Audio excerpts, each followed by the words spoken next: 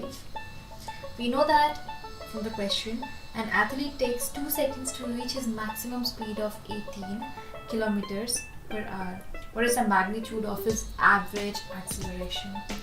We know that the man is starting from rest, so the initial velocity of this man equals to u will be 0. Now we know that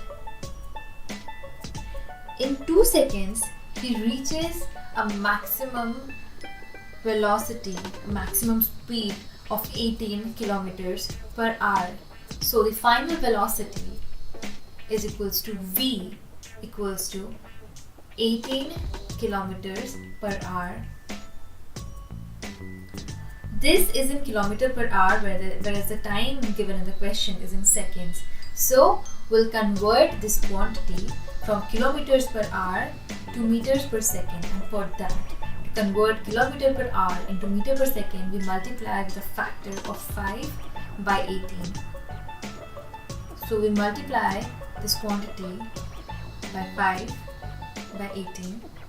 So we get 5 meter per second as the final velocity of this person.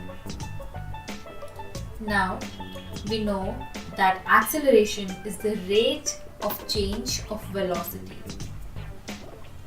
So since we are given time in which he increases his velocity from 0 meter per second to 5 meter per second, we know that the average acceleration will be the final velocity minus the initial velocity by total time, which is 5 minus 0 by 2, which is 5 by 2, which is 2.5 meter per second square.